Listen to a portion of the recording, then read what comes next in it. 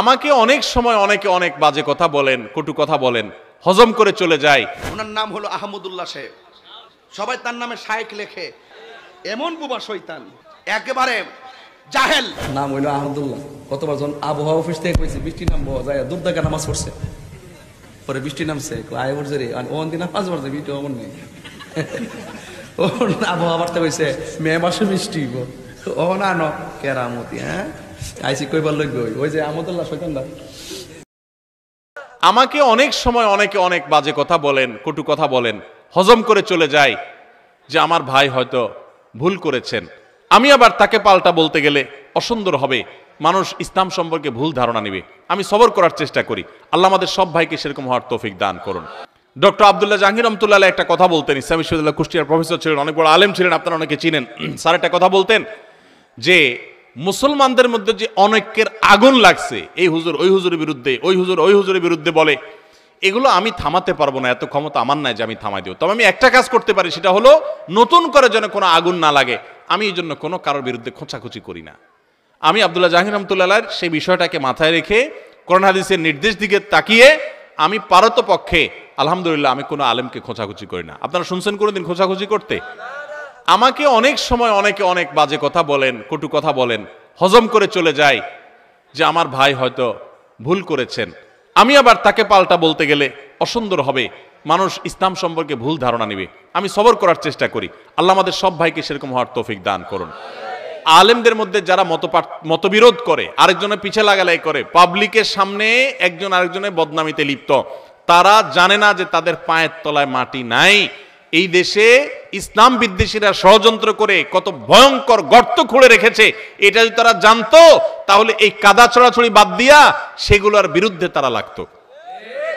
তারা প্রকৃত অবস্থা জানে না। যেই কোনো আলেম, যে কোনো ধার্মিক মানুষ, তিনি যদি পরস্পর দ্বন্দ্বে লিপ্ত হন, তাহলে বুঝতে হবে যে বড় বড় চ্যালেঞ্জগুলো সম্পর্কে তিনি জানেন না, সেজন্য তিনি এই ছোটখাটো বিষয়গুলো নিয়ে পড়ে আসেন।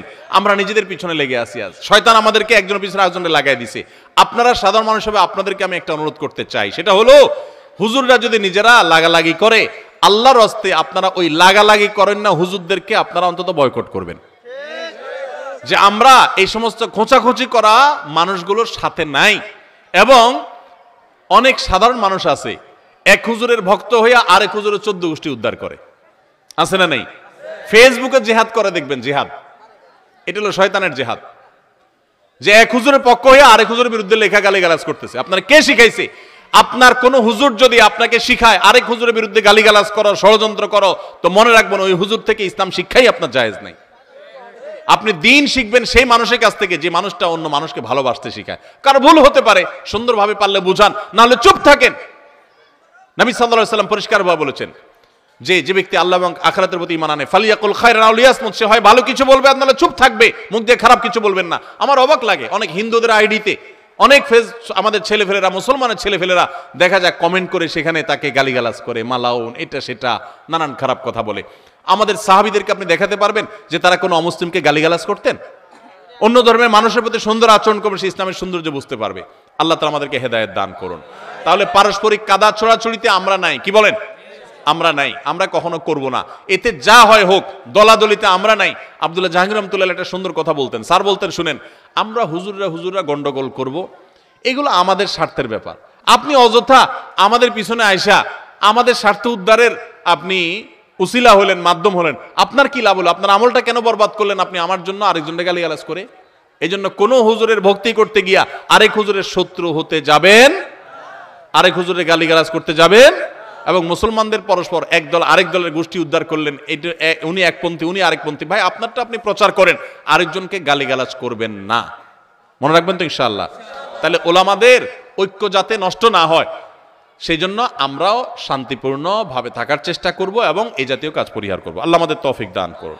আল্লাহ তাআলা আমাকে আসুন্নাহ ফাউন্ডেশন গঠন করার আরো 1 যুগ আগে আমাকে আল্লাহ তাআলা ছোটখাটো কিছু সেবামূলক কাজ করার তৌফিক দিয়েছেন। অনেক বেশি করতে পেরেছি তা না, মানুষের কাছ থেকে চেয়ে চিনতে নিয়ে গরিব মানুষদের পাশে দাঁড়ানো, ঝড় জলোচ্ছ্বাসে, বিভিন্ন সময় বন্যায়, সাইক্লোনে অভাবী মানুষদের পাশে দাঁড়ানোর জন্য ছুটে ছুটে আমি গিয়েছি। যখন আমার বয়স অনেক বেশি ছিল না, তখন থেকে এক ধরনের ব্যাকুলতা ছিল যে মানুষের জন্য যদি কিছু করতে পারতাম খুব ভালো লাগতো। আলহামদুলিল্লাহ আল্লাহ তাআলা ইহসান করেছেন এখন যে আমাদের আসুন্নাহ ফাউন্ডেশন থেকে এখন সারা দেশে আমরা মানুষের পাশে দাঁড়াবার চেষ্টা করি। এজন্য যুবক ভাইরা, সেবামূলক কাজ করার জন্য টাকা বড় জিনিস না, টাকা সবচেয়ে বড় প্রয়োজন না। আপনার কাছে টাকা নাই, আপনি রাস্তা পরিষ্কার শুরু করে দেন, আপনি পাবলিক প্লেসগুলো পরিচ্ছন্ন করা শুরু করে দেন, আপনারা বাস স্টেশনগুলো পরিষ্কার শুরু করে দেন, বড় একটা বস্তা নিয়ে সব পলিথিনগুলো কুড়ান, এগুলোর কারণে পরিবেশ নোংরা হয়ে যাচ্ছে।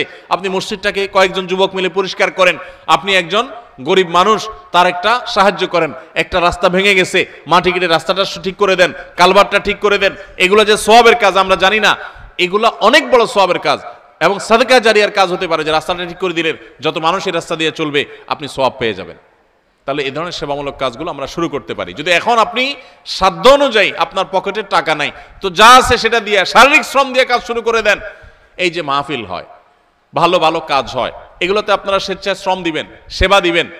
অনেক পোলাপান আছে সেবা দিতে রাজি আছে, সেবা দেয়, মাহফিলে অনেক কাজ করে, আর মাহফিল আয়োজক বড় ভাইকে বলে, ভাই হুজুরের সাথে একটা সেলফি তুলতে দিন ভাই, এত কাজ করতেছি কেন? একটা সেলফির জন্য। আছে না নাই? তো এইরকম মতলব হবে না। আমার উদ্দেশ্য হবে একমাত্র আল্লাহর কাছ থেকে আমি বিনিময় আশা করি। আল্লাহ সব দেখেন, তিনি বিনিময় কারণ নষ্ট করেন, আমি তার কাছে সওয়াব চাই, আমার আর কিচ্ছু দরকার নাই। এরকম আল্লাহকে খুশি করার জন্য আমরা সেবামূলক কাজ করব, চেষ্টা করবো না ইনশাআল্লাহ। আর যুবকদের সেবার সবচেয়ে বড় জায়গা হলো মা বাবা। অনেক যুবক আছে বাইরে বহুত সেবামূলক কাজ করে, বাড়িতে প্লেটের পানিটাও ফালায় খায় না। আছে না নাই? মা বাপের এমন বোঝা, বাইরে উনি বিরাট বড় সমাজ সেবক, বিরাট বড় নেতা, বিরাট বড় জনপ্রিয় মানুষ, কিন্তু বাড়িতে প্লেটের পানিটাও ফালায় খায় না। তো এটা কোনো সেবা হতে পারে না। আপনার সবচেয়ে বড় সেবার জায়গা হলো আপনার মা বাবা। বাবার কাজ করে দিবেন, মায়ের কাজ করে দিবেন। যুবকরা এখন এগুলো হারিয়ে গেছে আমাদের সমাজ থেকে। এখন আর মায়ের কাজ করে দেওয়া, বাবার কাজ করে দেওয়া, একজন বৃদ্ধ মানুষকে দেখে সিট ছেড়ে দেওয়া, সম্মান করা, এগুলো নাই আমাদের সমাজ। আমাদের সমাজটাকে, আমাদের শিক্ষা ব্যবস্থাকে, আমাদের মোরালিটিকে, আমাদের নৈতিকতাকে, আমাদের আদর্শকে, আমাদের সমাজের সুন্দর সংস্কৃতিগুলোকে ভেঙে চুরমার করে ফেলা হয়েছে, ধ্বংস করে ফেলা হয়েছে। আবার যদি ঘুরে দাঁড়াতে হয়, আপনাদেরকেই জাগ্রত হতে হবে যুবকরা। কয়েকজন বন্ধু মিলে দাঁড়াবেন যে আমরা বাসে চলবো, কোনো মুরব্বী দেখবো, কোনো মহিলাকে দেখবো, আমরা সিট ছেড়ে দেব। গত পরশুদিন এক ভাই, একজন বিশ্ববিদ্যালয়ের শিক্ষক, তিনি বলছিলেন যে আমি পড়াশোনার জন্য থাইল্যান্ডে বহু বছর ছিলাম। বললেন যে আমি তখন দেখেছি সেখানে যে কোনো প্রেগনেন্ট মহিলা যদি আসে, অথবা বৃদ্ধ কোনো মানুষ আসে, কোনো নারী আসে, কোনো বাচ্চা নিয়ে কেউ আসে, তো 100% শিওর যে পাবলিক প্লেসে অনেকেই সিট ছেড়ে দিবে। আর আমাদের অবস্থা কি এখন? আমরাও আমাদের ছেলেবেলা দেখেছি আমাদের সমাজের সৌন্দর্য, যে যুবকরা মুরব্বীদেরকে দেখলে সিট ছেড়ে দিতেন, তাদেরকে বসতে দিতেন। এখন এগুলো হারিয়ে গেছে। তো আপনি জনসেবা করতে চান, আপনার বাবার কাজটা আগায় দেন, জুতাটা সোজা করে দেন, বাবার হাত থেকে ব্যাগটা নিয়ে নেন, মায়ের কোন একটা কাজ আগায় দেন, একটু হেল্প করেন, ডিস্টার্ব বা কষ্ট দিয়েন না, পারলে একটু উপকার করেন। আপনার সেবার শুরু হবে সেখান থেকে, যে নিজের ঘরে সেবা শুরু করে দিবে, নিজের আপনজনদের সেবা শুরু করবে, আল্লাহ তাআলা তাকে গোটা মানবতার সেবার তৌফিক দিবেন ইনশাআল্লাহ। এই জন্য সেবা আমাদের ঘর বাড়ি থেকে, আশপাশ থেকে শুরু করব, চেষ্টা করবো না ইনশাআল্লাহ।